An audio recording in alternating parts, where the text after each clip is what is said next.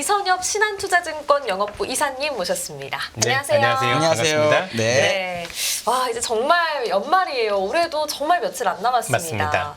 2023 한국 증시 어떻게 평가하시고 또 어떤 점이 주목되는 한 해였다고 보시나요? 아마 올해 처음 들어서 기억들 하시는지 모르겠지만 올해 1월부터 시작을 해서 아마 올해 중반까지 비관론이 굉장히 득세했었던 그런 한 해였었죠.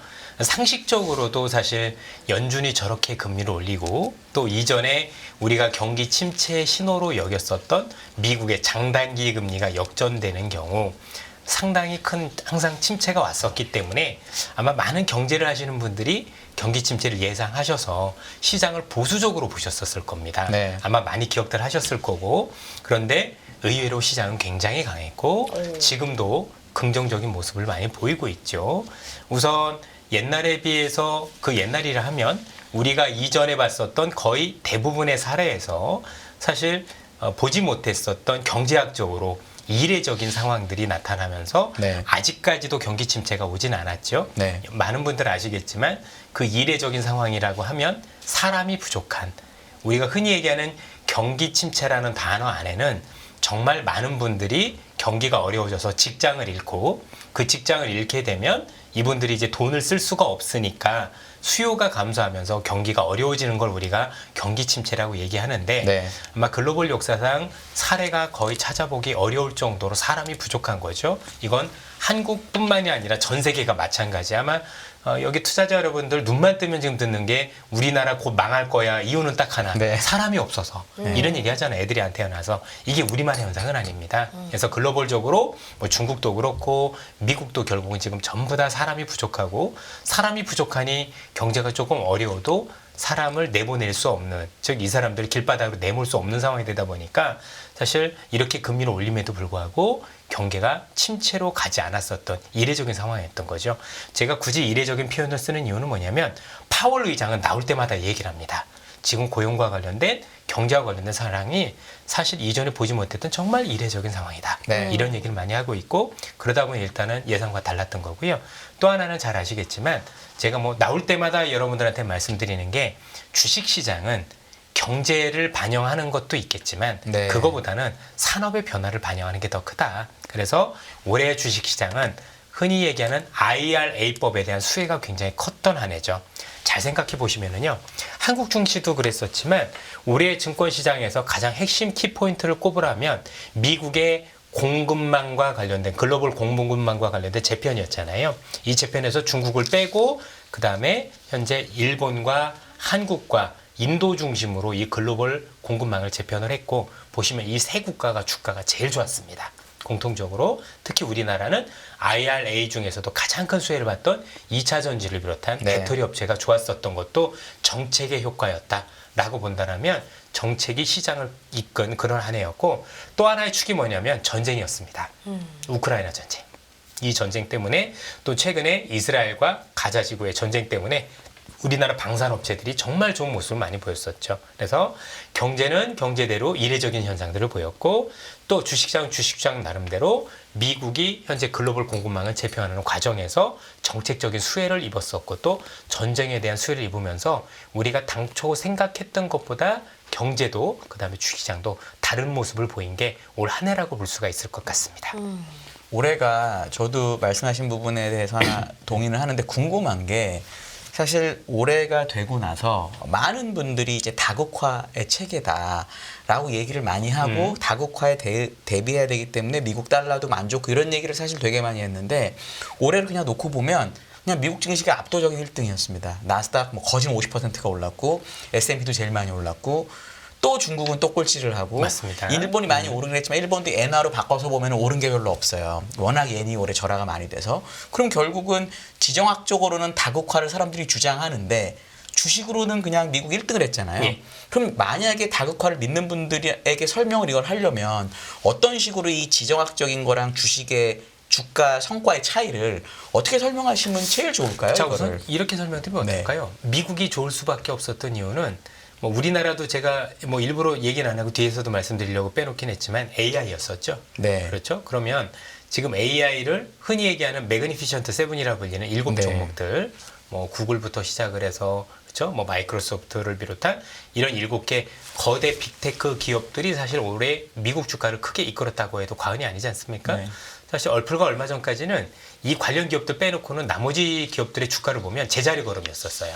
어떻게 보면 올해 미국 증시는 그냥 AI 관련 기업이 이끌었다라고 해도 과언이 아닐 정도니까. 그러니까 미국도 경제를 반영했다라기보다는 새로운 어떤 산업의 변화를 반영했다라고 보는 게 맞겠죠. 특히 우리나라도 그와 관련해서 그 관련된 그 반도체 관련 기업들이 선전했던 것도 사실인 거니까 사실 일단 그런 측면에서 볼 때 일단 긍정적이라고 봐야 될 것 같고 또 국가적으로 일단 한국이 좋았던 건 사실이잖아요. 우리가 피부로 느끼는 거는 그만큼 아닐 수도 있겠지만 어쨌든 전체적인 성과만 놓고 보면 긍정적이었던 중간쯤은 것도 돼요, 한국이. 그렇습니다. 예, 인도 역시 인도는 어마어마하다라고 봐야 될 것 같고 뭐 일본 같은 경우는 지금 환율을 말씀을 주셨지만 통상적으로 환할 때는 해지도 하는 경우들도 많이 있지 네. 않습니까, 그렇죠? 네. 뭐 그렇게 생각을 하면 있는 그대로 조금 봐야 되지 않을까 이런 생각이 좀 많이 듭니다. 네. 네. 네. 그래가지고 그러니까 얘기하신 것처럼 AI는 산업 변화가 있는 건데 그 산업 변화 때문에 미국이 잘 나갔으면 앞으로 다시 미국이 단극화 1등이 되는 거 아니에요? 그러면 앞으로도 계속 미국이 좋은 거고 뭐 다극화 때문에 다른 지역이 좋네 맞네 이런 얘기 하는 게 되게 무의미해지는 또 상황이 돼. 왜냐면 미국이 보니까요. 2022년 장바지 때 빼고는 6년 동안 미국이 계속 1등이더라고요. 뭐 그게 S&P가 됐든 다우가 됐든 작년도 다우가 1등이었군요. 전 세계 주요 지역 중에서. 그러면은 그냥 이대로 또 미국이 계속 잘 나가는 시장인 거냐. 그게 올해의 약간 설명인 거냐. 아니면 올해는 되게 특이하고 내년에 바뀔 거냐에 대해서 잠깐 얘기를 해주시면 어떨까요? 그런 약간 워낙 그런 걸 잘하시니까. 예. 네. 뭐 전반적으로 놓고 보면 저는 내년 같은 경우는 미국 외 지역도 미국만큼이나 좋아질 가능성이 높다라고 보고 있습니다. 기본적으로. 네. 우선은 그렇게 볼 수 있는 것 중에 하나가 뭐냐면 일단 한국부터 말씀을 드리면은요. 내년에 우리 시장에서 또는 글로벌 시장에서 핵심적인 요인들 중에 하나가 뭐냐면 사실 엔화예요. 잘 아시겠지만 왜냐면 엔이 왜 중요하냐면 30년 만에 변하거든요.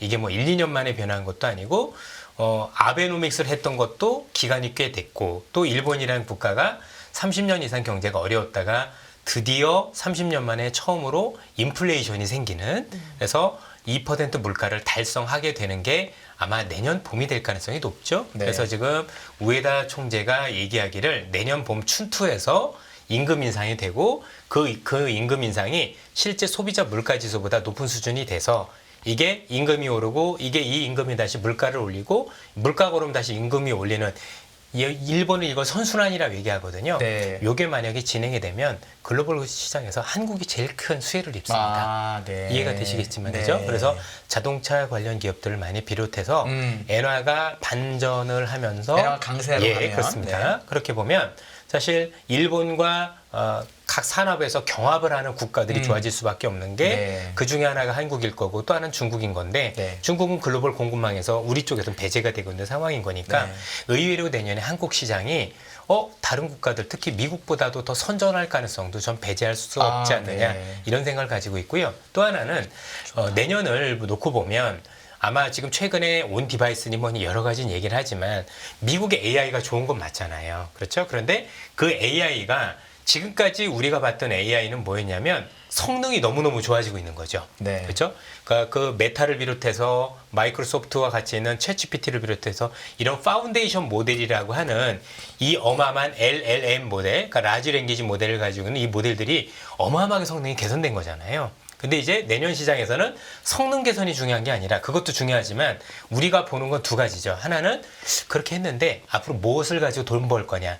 내년에는 이 어마어마해진 AI 가지고 상업화에 나서는 게 내년엔 첫 번째 네. 단걸음이고 상업화가 된다는 얘기는 이제 기업이나 아니면 대중화된다는 의미도 되는 거잖아요. 그러면 대중화가 되고 그다음에 상업화가 되기 위해서 제일 중요한 건 더 많은 사람들이 쓰게 되는 건데 네. 그러면 우리가 그걸 즐기기 위해서 쓰고 있는 모든 기계들을 업그레이드 해야 되는 거죠. 네. 그럼 그 기계를 만드는 데가 어디냐? 한국 아닌가요, 사실? 네. 그렇겠지 않겠습니까? 그렇죠? 그러니까 전 이렇게 말씀드리고 싶었어요. 모든 소프트웨어 발전은 하드웨어 발전을 동반합니다. 네. 그렇죠?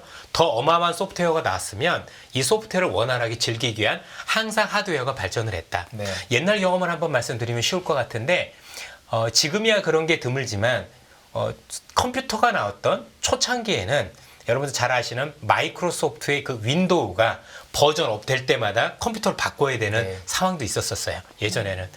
혹시 앵커님은 기억이 나시나요? 그런 게? 그런 그랬나요? 세대는 아니십니까? 네. 지금 처음 알았습니다. 그렇죠. 네. 예. 그래서 아마 저는 너무너무 잘 알죠. 잘하시죠, 그죠? 네. 그래서 야 이번에 윈도우가 새로운 버전이 나왔어. 그러면 그 버전에 맞는 컴퓨터를 이제 업그레이드를 해야 네. 원활하게 안 그게 이제 돌아갔었으니까요. 사용되는 네. 건데 지금 아시겠지만 새롭게 나온 이 AI가 지금은 초기 단계지만 어쨌든 우리도 쓰게 되고 또 많은 기업들이 상용화를 한다라면 상용화하는 만큼 기존에 있던 컴퓨터라든가 기존에 있던 장비들 가지고는 그걸 원활하게 작동할 수가 없는 거잖아요. 그럼 그러기 위한 어떤 기계들 또는 장치들 그렇죠?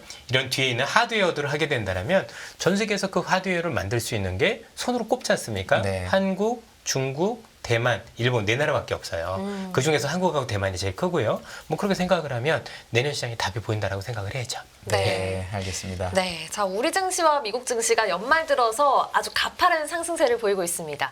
이를 두고 산타랠리가 좀 일찍 왔다 이렇게 평가하는 목소리도 있고 내년 대세 상승장의 예고편 아닐까 이렇게 기대하는 목소리도 있거든요. 어떻게 보십니까? 산타랠리에 맞춰서 오지 않았나요? 네. 그렇죠?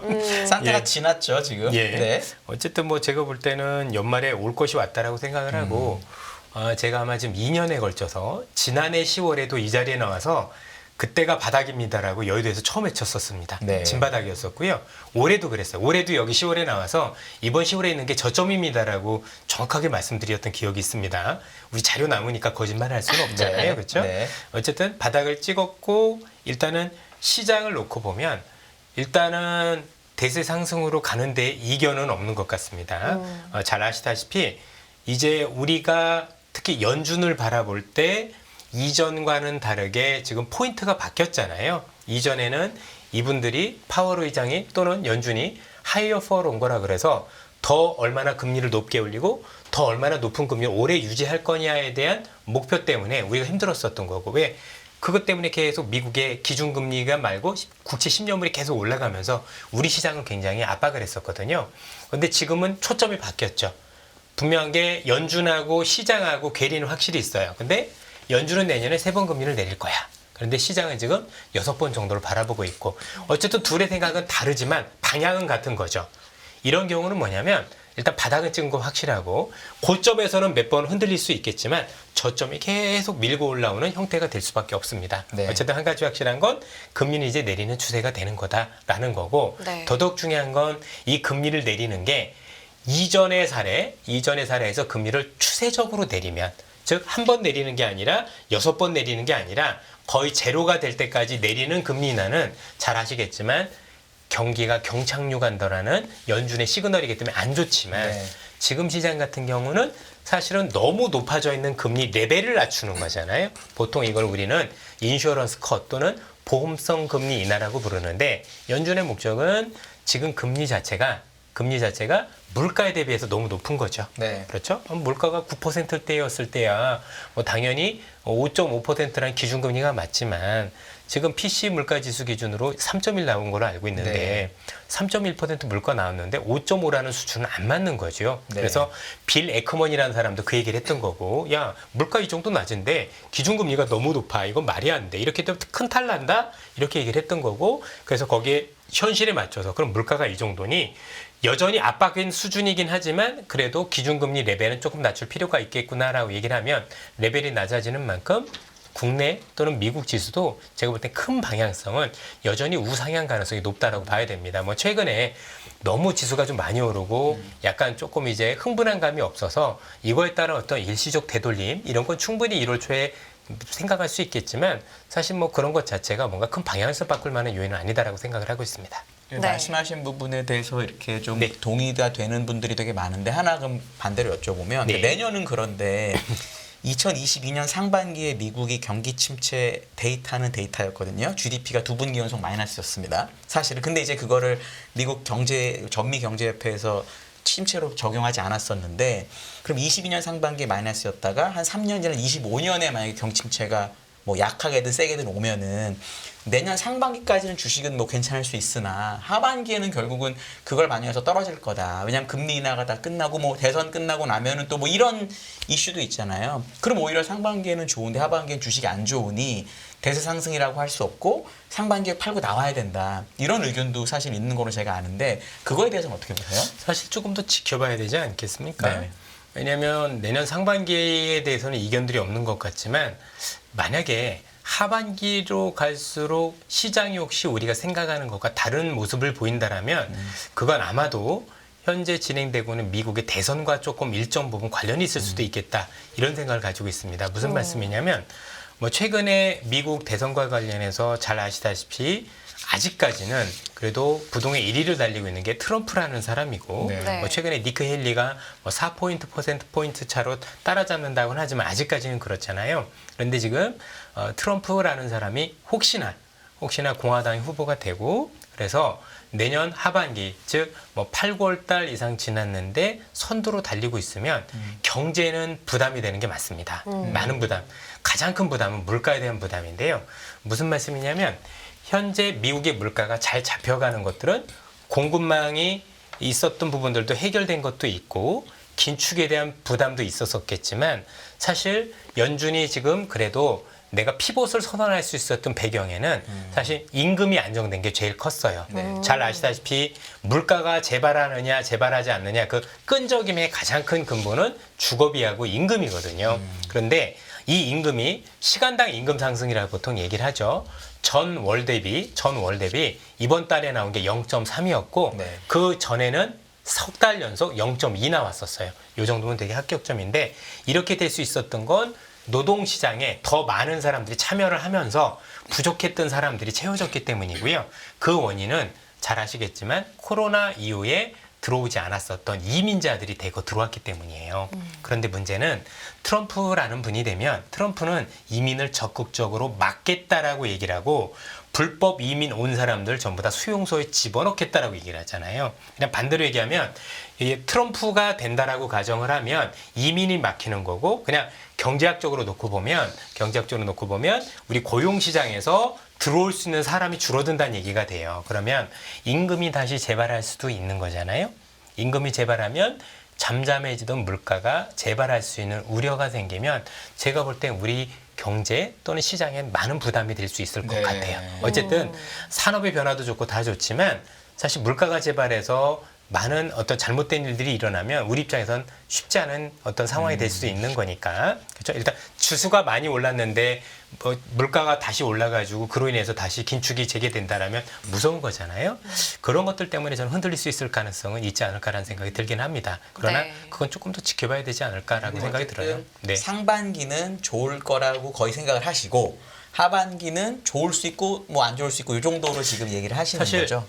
주식을 저는 오랫동안 해보면서 느꼈던 건 뭐냐면 경제가 주식은 아니다라는 건 확실해요. 그렇죠. 예.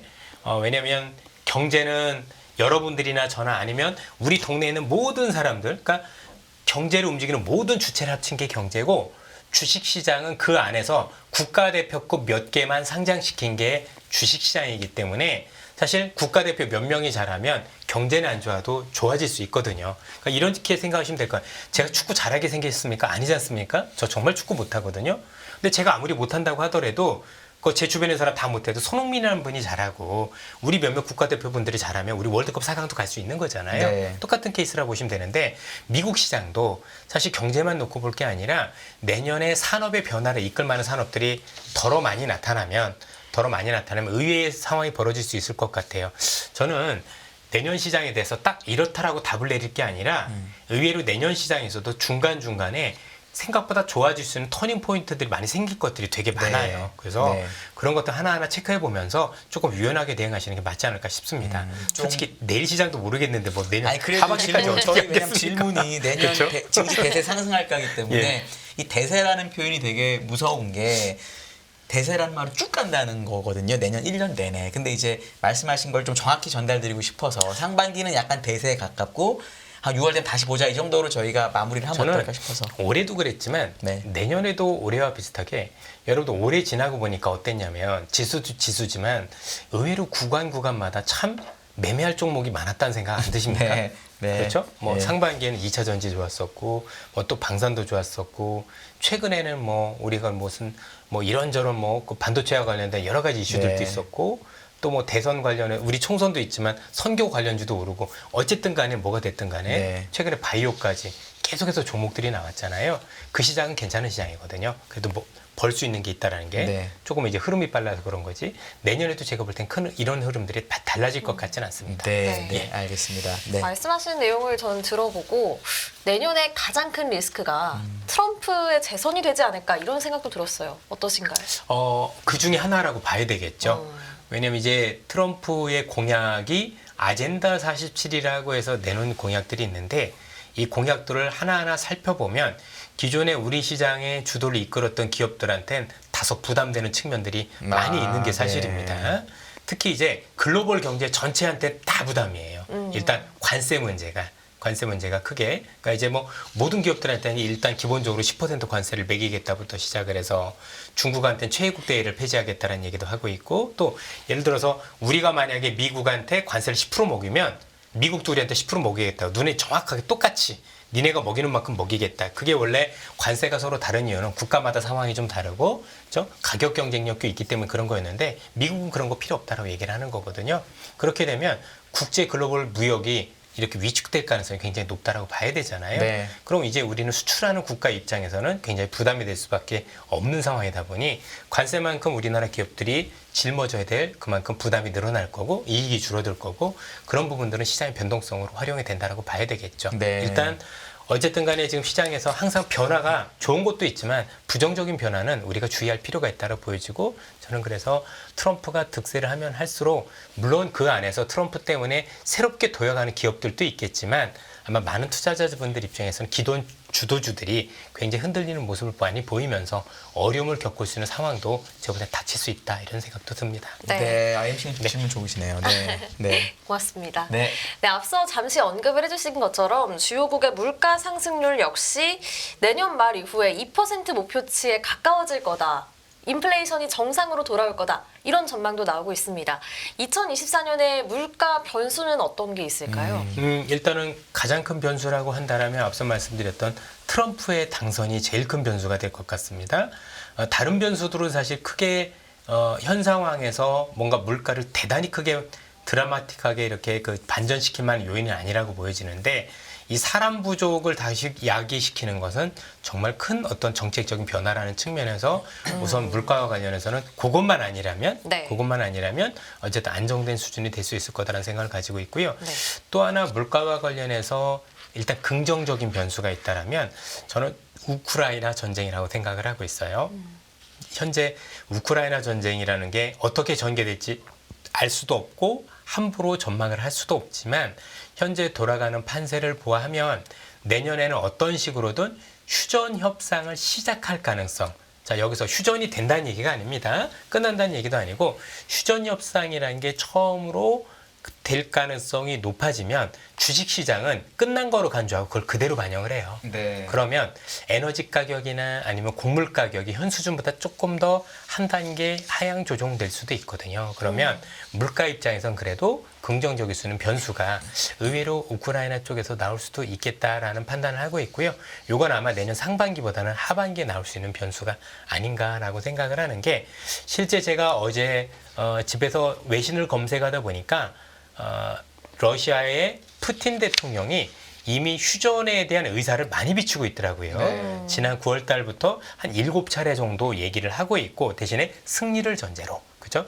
승리 선언을 하는 걸 전제로 현재 지속적으로 그런 얘기들을 하고 있다라고 월스트리트 저널에서 어제 여러분들 보시면 이렇게 많이 나와 있어요. 그리고 여러분도 아시겠지만 우크라이나 같은 경우도 전쟁을 하려는 젤렌스키의 의지는 있으나 현실이 좀 녹록치 않은 거죠. 예, 녹록치 않은 게 여러분들 공식 기사화된 거를 몇 가지 말씀드리면 현재 러시아가 5발의 포탄을 쏠 때 우크라이나는 1발을 쏘고 있을 정도로 일단 극심한 무기 부족에 시달리고 있고 실제 이 우크라이나를 지원해주고 있는 유럽은요. 이틀치 포탄밖에 없다라고 역시 외신에서 보도를 하고 있습니다. 또 네. 너무 많은 분들이 돌아가셨죠. 러시아는 23만 명의 사망자가 났다라고 보도가 나오고 있고요. 현재 우크라이나는 40세 이상을 징집하고 있습니다. 네. 우리 둘이 지금 끌려가야 돼요, 지금. 네. 그죠? 그럴 정도로 병력이 부족하다라면 사실은 전쟁을 지속하기가 쉽지 않은 상황이라고 봐야 되고 무엇보다도 전선이 교착화되고 있는 거죠. 그러니까 뭔가 확 밀고 들어가거나 밀리면 뭔가 지원이 될 수도 있는 건데 이게 움직이질 않으면 소모전만 되는 거잖아요. 그리고 여러분도 아시겠지만 무엇보다도 우크라이나를 지원하고 있는 우방국들, 예컨대 미국과 유럽이 지원과 관련해서 지금 잡음을 내고 있는 게 문제죠. 예를 들어서 유럽 같은 경우는 헝가리가 반대하고 있어서 문제가 되고 있고 미국 같은 경우 공화당이 아예 대놓고 특히 트럼프는 내가 되면 무조건 그 다음날 끝낼 거야라고 얘기를 하고 있잖아요. 그래서 현재 의회에 그러니까 우크라이나를 도와줘야 되는 의회 예산 승인권을 가지고 있는 공화당이 지금 적극적인 반대 의사를 비치고 있다는 것들을 감안하면 분명히 내년에는 올해보다 우크라이나가 전쟁을 수월하기 참 어려운 조건이 될 수밖에 없다. 네. 이렇게 놓고 봤었을 때 현실적으로 쉽진 않겠지만 휴전 협상이 시작될 개연성, 그렇죠? 그걸 배제할 수 없다라면 그런 어떤 조건들이 물가와 관련해서는 일단 긍정적으로 작용할 가능성이 높다. 이렇게 보셔야 될 것 같습니다. 네. 트럼프가 되는 것에 부정적인 얘기를 많이 해주셨는데 그러면 저 이제 반대로 긍정적인 영향을 좀 찾아보자면 트럼프의 장점이 뭐였냐면 주식이 빠지면 주식을 단기에 빼고 어떻게든 올리려는 여러 가지 네. 정책을 항상 냈었고 그리고 이제 이민자에 대해서도 되게 말은 거칠게 하는데 코로나 전까지 미국의 이민자 숫자를 보면 트럼프 때도 전혀 줄진 않았어요. 물론 이제 받는 사람의 퀄리티는 다른데 그럼 얘기하신 이 사람이 줄어서 물가가 오르는 걱정을 조금 덜하고 그리고 오히려 주가가 빠지면 뭔가를 또 해줘가지고 주식을 계속 올리고 사실 작년 1년 내내 바이든 있을 동안 주식이 계속 빠졌는데 트럼프는 사실 2018년 잠깐 3개월 빠지고 나서도 올리고 이런 일이 있었잖아요. 그런 관점에서 혹시 트럼프가 되는 게 사람들한테 긍정적으로 영향을 미칠 수는 혹시 없을까요? 사실 지금까지 부정적인 걸 얘기하셨으니까. 네. 트럼프가 돼가지고 뭐 무조건 안 좋다 이런 것보다도 새로운 주도주가 나오겠죠. 네. 그게 좀 달라진 점 아니겠습니까? 네. 그래서 뭔가 새롭게 기회를 보시는 분 입장에서는 뭐 또 바뀐 새 술은 새 부대에 담으면 되는 거니까 네. 사실 그 입장을 놓고 보면 나쁘지 않을 수 있다고 생각을 하고 네. 앞서도 말씀 주신 거에서 약간은 이견이 있는 좀 생각이 다른 건 뭐냐면 이민자들을 받는데 굉장히 그 트럼프 때는 그래도 조금 있는 사람들을 많이 받았다고 얘기를 했잖아요. 이게 문제인 게 지금 미국에서 필요한 일자리들은 서비스업이거든요. 서비스업과 관련돼 쉽게 얘기하면 많이 배우고 그렇죠? 우리를 흔히 얘기해 화이트 칼라를 필요하라 하기보다는 사실은 그래도 허드렛 일을 많이 해줄 수 있는 그런 어떤 저소득층 계층을 많이 필요한다라는 게 굉장히 중요한데 이쪽과 관련해서는 사실 트럼프는 반대 의사를 분명히 하고 있기 때문에 전반적으로 놓고 보면 물가와 관련해서는 부담이 된다는 건 분명해 보이고 트럼프의 어떤 경제 정책 여러 가지를 보면 예를 들어서 대기업과 관련해서는 여러 가지 감세 정책이 있기 때문에 일단 세금이 깎아야 된다면 그럼 전통 대기업들 같은 경우는 세금 감면 효과로 인해서 이익이 늘어날 가능성이 있다고 봐야 되겠고 또 네. 에너지와 관련해서도 전통 에너지에 대해서 굉장히 점수를 많이 주고 있잖아요. 예컨대 원자력을 굉장히 밀어주겠다라고 얘기를 한다든가 또 그동안 많이 규제 때문에 힘들었었던 천연가스, 그죠? 셰일가스라든가 아니면 오일과 관련된 시추를 좀 마음대로 할 수 있게 해주겠다. 이런 얘기를 한다면 그 관련 기업들 같은 건 좋을 수도 있을 네. 거라고 생각을 합니다. 그러나 뭐 어쨌든 명함이 있는 거잖아요. 그렇죠? 전반적으로. 근데 이제 뭐 그분이 그 사람이 됐든 아니면 지금 있는 바이든이 됐든 어떤 분이 됐든 한 가지 공통 분모는 AI는 같이 하고 있다라는 거. 네. 특히 이제 트럼프는 AI와 관련해서 지금 바이든 행정명령 내려놓은 게 있어요. 안정성 테스트 이런 것들 그거 다 없애버리겠다고 얘기를 해서 아마 AI 이런 것들은 바이든이 트럼프가 되면 더 좋아질 가능성도 충분히 있다고 봐야 되겠죠. 네. 이렇게 균형 잡히게 좀 생각을 해주셨으면 예. 좋겠어서 제가 여쭤봤고요. 그러니까요. 예. 네. 네. 물어봐 내년, 주시길 네. 바랬습니다. 네. 예. 네, 좋습니다. 네. 내년 연준의 금리 정책은 어떻게 가게 될까요? 앞서 연준이 내년에 3번 금리를 인하하겠다 이렇게 밝힌 상황인데 어떻게 전망하십니까? 사실 연준의 세 번을 믿는 사람은 아무도 없는 것 같아요. 오. 예. 왜 그러냐면 3번 정도만 놓고 본다고 하더라도 그 금리 수준이 시장이 생각하는 것보다 여전히 높은 수준이라고 보고 있기 때문인 거고요.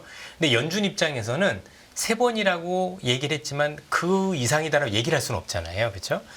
전반적으로 그 이상으로 얘기를 하면 시장은 더 앞서 나갈 거니까 네. 그렇게 생각을 하면 이렇게 되면 경제가 너무 안 좋은 거 아니야 라고 생각할 수도 있겠죠. 그래서 연준이 지금 하고자 하는 것들은 기본적으로 물가도 잡으면서 경제도 연착륙하고 싶은 두 마리 토끼를 잡고 싶은 건데 그렇게 놓고 보면 실제는 3번 이상 할 수 있다고 하더라도 그렇죠? 마음속으로는 한 4번 이상 된다라고 할지라도 네. 실제는 3번 정도라고 해서 마치 경제가 별 탈이 아무것도 없는 것처럼 시장에 자꾸 어떤 그 시그널을 주려는 노력들을 하지 않을까라는 생각을 합니다. 저는 네. 믿었어요. 예. 정말 3번 인하할 줄 알았는데. 분명한 건 우리도 뭐 여러 차례 경험을 저만 했지만 믿었나요? 네. 연준의 전망도 시장의 전망도 사실은 지나가면서 서로 많이 바뀝니다. 네. 특히 여러분들 아시겠지만 연준의 점도표는 한 번도 맞은 적이 없다 그러더라고요. 네. 그죠? 이번에 기사가 나온 거고요. 그래서 지난번에 파월 의장도 점도표는 그냥 우리가 단순히 점을 찍은 것이지 이게 계획도 아니고 전망도 아니다. 특히 점도표는 6주 정도 지나면 어떤 약간의 그 시의성이 떨어지기 시작해서 석 달 정도 지나면 뭐 별 볼 일 없다. 뭐 이런 얘기를 파월 의장이 직접적으로 했으니까. 라이브라는 표현을 썼죠. 예. 그래서 제가 볼 때는 뭐 거기에 대해서 너무 그렇게 가질 필요는 없고 상황에 따라서 연준도 많이 변할 수 있다라고 생각을 하는데 다만 연준 입장에서는 현재 물가가 더 잡히는 많은 모습을 봐야 더 할 거잖아요. 근데 아직 안 봤으니까 3번이라고 하고 보기 시작하면 바꾸겠죠. 그러니까 네. 시장은 뭐냐면 앞으로도 물가가 계속해서 현재보다는 더 떨어질 겁니다라고 생각을 해서 6번을 반영을 한 거고 연준은 아직 내가 그걸 보지 못했으니 보지 못한 상황에서 3번 정도라고 보는 게 적당하다라고 보는 것 같아요. 네. 그런데 만약에 연준도 1월달, 2월달 그때 나오는 뭐 PC 물가라든가 소비자 물가 또 앞서 말씀드렸던 시간당 임금이 그렇죠? 자기네들이 원했었던 2% 물가 수준 안으로 들어오기 시작을 하면 사실 그 3월 달에는 또 점도표를 또 바꿀 개연성이 있다라고 봐야 되겠죠. 그래서 현재는 연준의 생각과 시장의 생각이 이제는 하나씩 접점을 찾아가는 과정에 있겠지만 시장의 생각도 과하다라고 생각하지만 연준의 생각이 딱 거기서 끝날 것 같지 않다라는 생각도 가지고 있어요. 아마 그 중간 어디에서 만날 수 있다라고 생각을 합니다. 그럼 여러분들 한 4번 이런 정도 한다라고 해서 대단히 많이 내린 것 같지만 지금 여러분들 이미 기준금리 자체가 5.5기 때문에 네. 4번 내려도 굉장히 무서운 금리인 겁니다. 그렇죠? 왜냐하면 실세금리는 기준금리에서 여러분들 아시겠죠? 플러스 3. 그러니까 미국채 10년물에서 3% 정도 플러스를 해야 아시겠지만 주택담보대출금리 이런 게 나오는 거잖아요. 그러니까 만약에 실제 미국의 우리가 알고 있는 그 10년물 국채금리가 현재 4%, 3.9에서 왔다 갔다 하는데 이 수준에서 고착화된다라면 이 수준이라고 하더라도 사실 여전히 우리가 알고 있는 주택담보대출 금리는 6% 후반이거나 또는 7% 초반이니까 결국 낮은 금리라고 얘기하기는 어렵다. 이렇게 그렇네요. 봐야 될 것 같아요. 네. 예. 금리 하나 궁금한 게 만약에 말씀하신 것처럼 물가만 가지고 기준금리를 많이 낮춘다고 하면 연준의 책무는 고용하고 인플레이션을 잡는 거긴 한데 사실 옛날 연준의 책무는 자산 인플레이션을 잡는 것도 있었다라고 하더라고요. 옛날 책에 보니까 지금은 그걸 다 무시하는데 네, 네.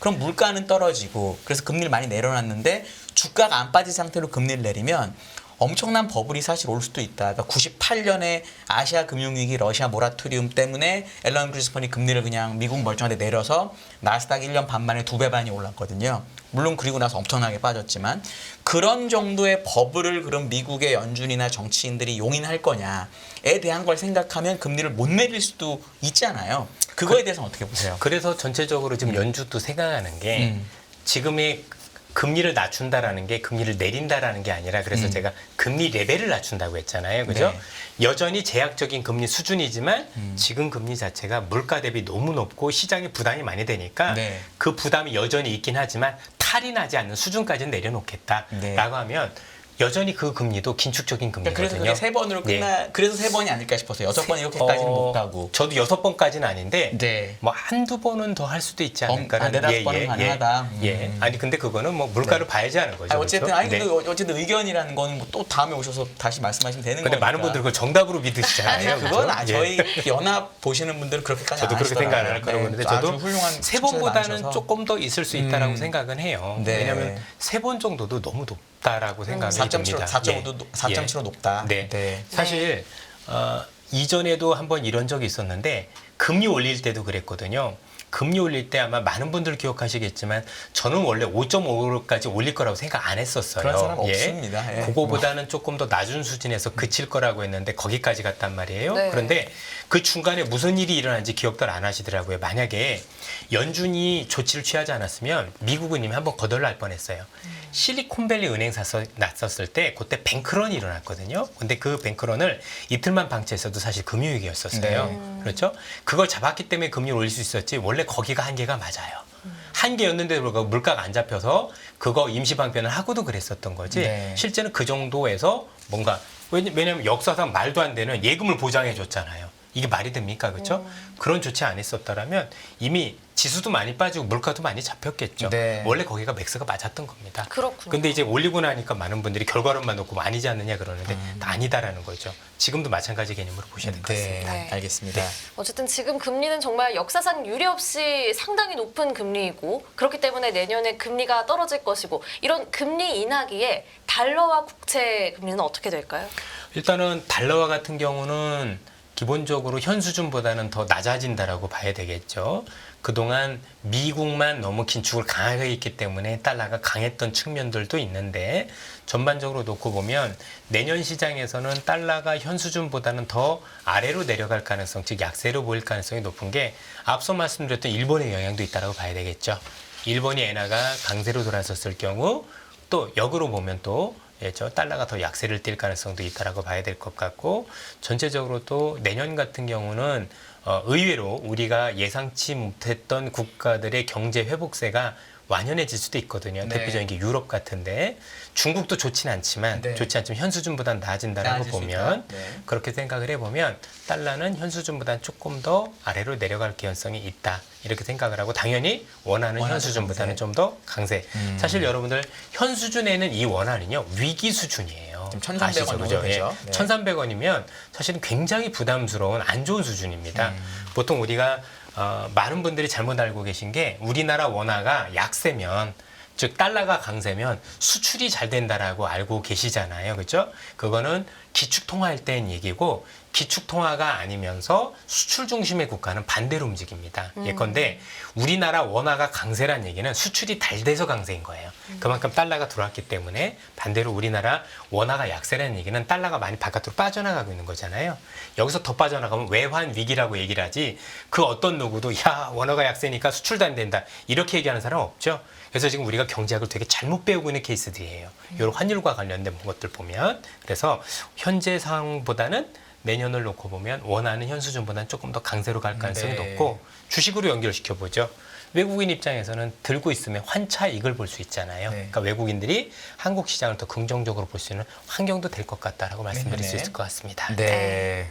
뭐 내년이라고 해봐야 다음 주네요. 그죠? 어쨌든 예. 내년 전체적인 네. 얘기고 연말 예. 오셨으니까요. 네.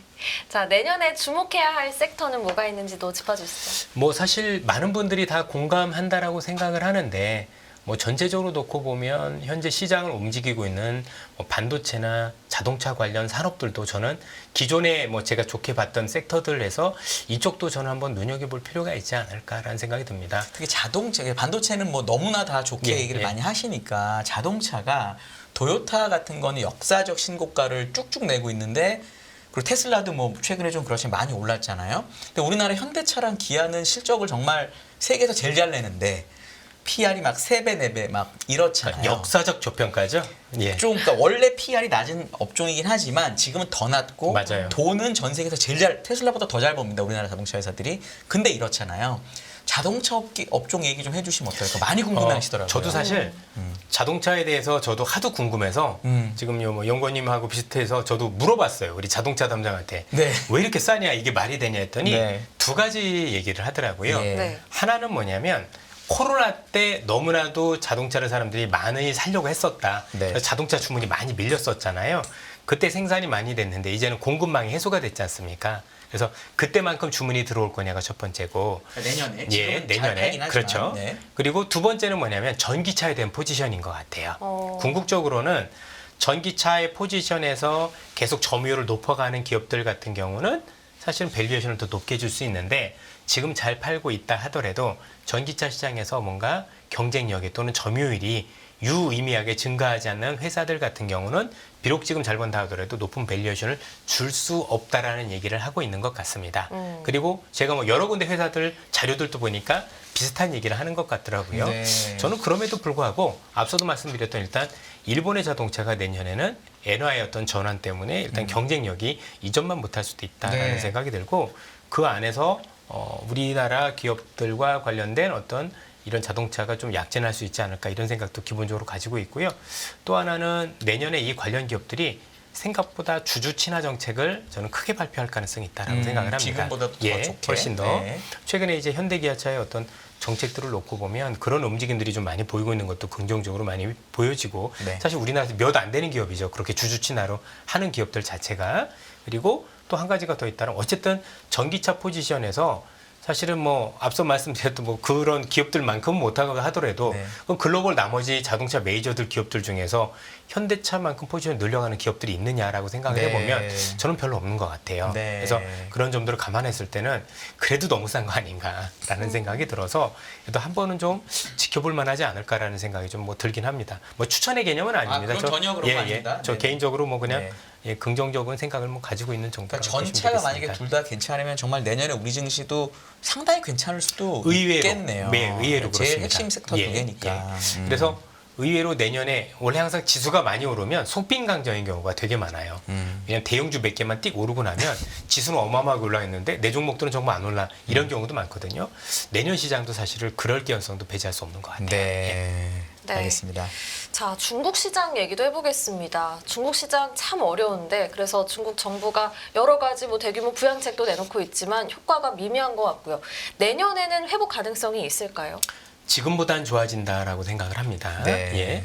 저는 여러 차례에 걸쳐서 그런 말씀을 드리고 있는데 분명히 여러분들이 우려하시는 만큼 좋아진다고 하더라도 이전만 못할 것이다라는 데 대해서는 저도 의견이 없어요. 네. 저 그만큼 내상이 너무 컸던 것 같아요. 현재 있었던 그러니까 중국이 몰려있는 상황이 사실 좋은 게 별로 없죠. 사실 아시다시피 일단 체제도 문제가 되고 있고 그렇죠. 이전과는 다르게 뭔가 조금 뭐라고 해야 되나 이 결정에 있어서 예전엔 그래도 7명의 상무위원들이 여러 가지 서로 견제도 하고 균형적인 어떤 그런 결정을 내렸다라면 최근의 결정을 놓고 보면 최근에 게임주 관련 그런 것들도 규제도 네, 있었었지만 지난 금요일날, 네. 야 뭐 이러면서 뭐 자꾸 중국으로 기업 들어오라고 하는데 그 누가 들어가겠어요, 그렇죠? 아 그렇잖아요, 사실이 뭔가 좀 중국에 들어가서 자유롭게 경쟁도 하게 하고 막 그런 모르겠는데 야 뭐 저래 놓고서 들어오라면 누가 들어가겠습니까? 그래서 무늬만 개방이다라는 측면에서 놓고 보면 일단 정책도 되게 아쉽다라고 생각을 하고 있고 두 번째는 미중 간의 갈등도 사실 수출을 제약하는 많은 요인이 될 것 같고 무엇보다도 이번에 부동산 구조조정을 너무 강하게 했어요. 네. 그러니까 해야 될 것보다 선을 많이 넘었고 그래서 거기에 따른 중상, 그렇죠? 우리로 얘기하면 상처가 너무 심하게 큽니다. 잘 아시겠지만 사람도 상처가 너무 크면 중상이 굉장히 심하면 회복되는데 오래 걸리잖아요. 중국도 그런 상황에 놓여 있는 거 아닌가. 그래서 저는 뭐 감히 말씀드리면 중국이 이 정도 정책 가지고는 좀 부족하다고 생각을 하고 있어요. 예, 네. 현 수준보다도 네. 더 강한 정책을 써야 된다고 생각을 하고 있고 내년 상반기에 그런 흐름이 나올 가능성을 배제할 수 없다라고 생각을 하는 게 내년에 중국이 경기 부양책을 되게 쓰기 좋은 환경인 게 일단 중국이 부양책을 쓰기 좋은 제일 좋은 환경이란 뭐냐면 미중 간의 금리 차가 벌어지지 않을 때예요. 그렇죠? 그동안은 중국이 경기 부양책을 강하게 쓰고 싶어도 자, 부동산이 어려우니 부동산과 관련된 제일 좋은 부양책은 사실은 통화 정책이잖아요. 네. 그렇죠? 최근에도 금리를 내리긴 했지만 근데 잘 아시다시피 지난해 같은 경우는 금리를 내리고 싶어도 내리면 내릴수록 두 번을 내리긴 했습니다. 그렇죠? 올해죠, 올해. 그래서 6월달, 9월달 내렸으니까 이번에 또 내려서 3번 내렸네요. 3번 내릴 때 보면 그동안 어땠냐면 미국은 계속 긴축을 하는데 중국은 금리를 내리니까 양국 간의 금리 차가 벌어지죠. 네. 그러면 이 금리 차가 벌어지면 중국이 원했었던 부양에 대한 효과가 나타나기보다는 외화가 자꾸 유출이 돼요. 아니 뭐 똑같은 입장에서 봐도 중국에 예금하는 것보다 미국에 예금하는 게 훨씬 더 많이 되다 보니까 네. 그래서 오히려 그런 부작용 때문에 정책을 쓰기가 쉽지 않았는데 일단 미국이 긴축을 끝냈고 혹시 첫 금리를 인하할 시작을 한다면 그걸 보고 중국은 더 강한 통화 정책을 쓸 수도 있겠다. 그리고 현재 너무 상처가 크다 보니 통화 정책만 쓰는 거 가지고 의미가 없고 항상 이럴 때는 같이 써야 되거든요. 약을 이것도 쓰고 저것도 같이 써야 되잖아요. 네. 그럴 때 재정 정책도 같이 나오면서 어쨌든 회복을 시도하려는 노력들을 많이 일어나지 않을까. 그렇게 네. 보면 지금보다는 좀 나아진 수준이 될 수도 있을 가능성이 있다. 저는 네. 그렇게 생각을 하고 있어요. 아주 단기적으로는 내년 1월 13일에 이제 대만의 총통 선거가 있는데 뭐 지금 라이칭더가 1등하고 있더라고요. 그 현재는 민진당에. 이제 예. 현재 집권당이 민진당 선수가 1등이긴 예. 한데 이제 국민당에 있는 선수 후보자가 많이 쫓아와가지고 이제 간격이 되게 줄었더라고요. 근데 일반적으로는 중국은 국민당 후보를 지지한다라는 게 통념이잖아요. 옛날에 3차 대만 네. 양안 네. 전쟁 때도 결국은 바뀌면서 이게 흐물흐물되면서 분위기가 풀렸는데 이것도 너무 만약이긴 하지만 국민당 후보가 역전을 해가지고 1월 13일에 이겨서 정권이 바뀌면 조금 분위기가 좋아질 수 있을까요? 아니면 이것도 별 영향이 없을까요? 생각보다 글쎄요. 영향이 없진 않겠죠. 네. 사실 뭐 저도 그 선거를 되게 유심히 봤는데 원래는 그 민진당 후보 빼놓고 야당 후보 둘이 원래 합치기로 했었다가 네. 마지막에 이게 그죠? 우리 표현으로 나가리? 죄송합니다. 네. 나가리는 네. 아니고 뭐라고 해야 되나? 네. 파토? 별로 좋은 표현 아니네. 그죠? 어쨌든 무산이 되면서 네. 사실 이제 라이칭더라고 불리는 그 민진당 후보가 될 가능성이 높다고 보여지는데 만약에 친중 성격의 후보가 된다라고 가정을 하면 네. 친중 성격이 된다면 중국 입장에서는 사실 중국에 대한 대만에 대한 태도가 되게 유해질 수 있는 거잖아요. 네. 그렇죠? 그러면 미국 입장에서도 중국을 압박할 수 있는 수위가 낮아진다라고 봐야 될 것 같아요. 네. 그렇게 보면 우리 입장에서는 어쨌든 간에 약간의 좀 숨통이가 취해질 수 있는 가능성이 있는 것 같아요. 만약에 근데 뭐, 국민당 예, 후보가 예. 되면 조금이라도 예, 나을 수 있겠다. 맞습니다. 네. 네. 근데 이제 뭐 아시겠지만 저는 여전히 민주당 후보 가능성이 좀 높다라고 봐서 라이칭더가 그냥 승리하지 않을까라고 생각하고 있습니다. 네, 네, 알겠습니다. 중국 모멘텀을 감안한 투자 전략도 있을까요? 네. 만약에 이제 중국이란 국가를 일단은 먼저 속단을 하면 안 되겠죠. 그렇죠? 그래서 만약에 중국이 내년에 유의미한 경기부양책 쓰기 시작하는 게 보이면 우리가 중국에 관련된 중간재들이 되게 좋은데 그게 반도체, 철강, 화학이에요.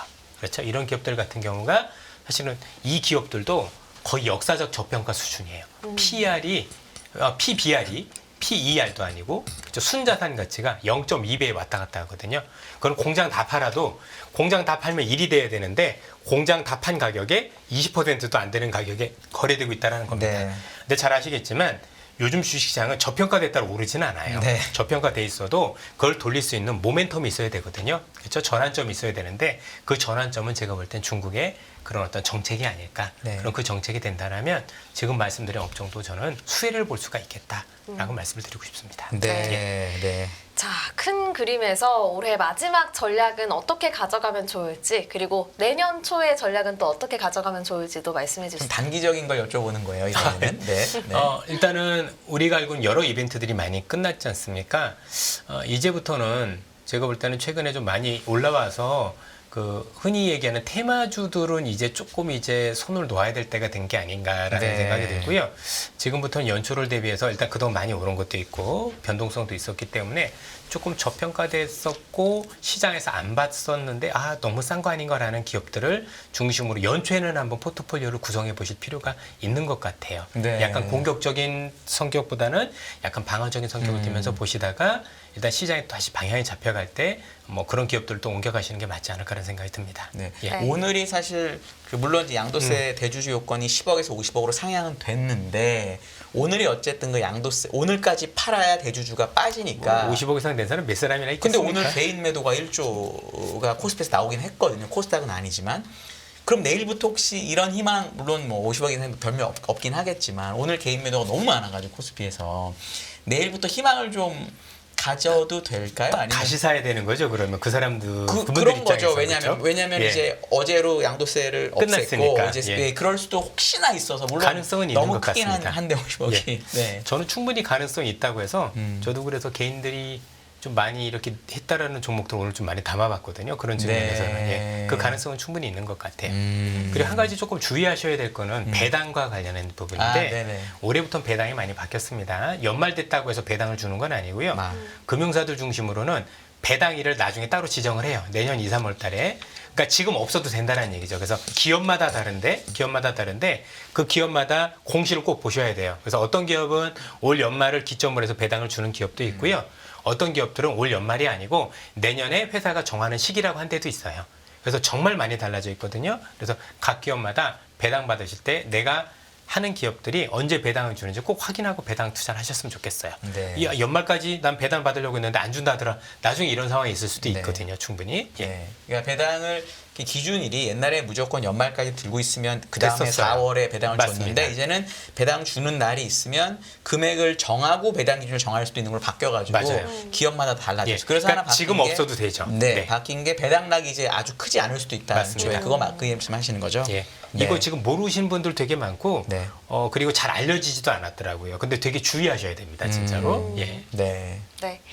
자, 마지막으로 투자자 여러분께 새해 인사 한 말씀 해주시면 어떨까요? 이게 벌써 다음 주면은 그러네요. 새해입니다. 예. 일주일 뒤면은 1월 투자 조언도 2일이에요. 좀 예. 해주시고요. 네. 우선 네. 올해 너무 고생 많으셨고 정말 힘든 한 해였다고 생각을 합니다. 내년에는 어쨌든 우리 투자자 여러분들 정말 좋은 기회가 많았으면 좋겠고 그래서 계좌가 올해보다 정말 토실토실 살이 쪘으면 좋겠다. 이런 어떤 덕담을 저는 우선 말씀드리고 싶고요. 증시라는 건 제일 중요한 건 여러분들 중심을 잘 잡으셔야 됩니다. 이게 다른 요인보다도 경제를 있는 그대로 보지 않으면 사실은 계좌는 마이너스로 될 가능성이 높습니다. 네. 그래서 항상 경제는 있는 그대로 보고 그에 따라서 조금 냉정하게 중립적인 차원에서 경제를 바라보시면서 투자를 하셔야 되지 이게 자꾸 이쪽으로 저쪽으로 휩쓸리게 되시면 오판을 하실 수 있는 가능성이 굉장히 높아집니다. 그리고 여러 차례 또 당부를 드리지만 경제도 중요합니다. 하지만 주식시장은 산업의 변화가 더 중요한 거다라는 측면에서 내년에 어떤 산업들의 변화가 있는지 잘 살펴보시면 여러분도 저도 또 많은 기회가 생길 수 있다고 생각을 하고 있고 제가 부족하지만 그리고 뭐 여러 가지 면에서 제가 또 도움이 될 수 있도록 저도 정말 철저하게 더 연구하고 분석을 해서 여러분들한테 좋은 아이디어를 드릴 수 있도록 많은 노력을 기울이도록 하겠습니다. 네. 네. 마지막으로 이제 아까 반도체랑 자동차 얘기를 하셨잖아요.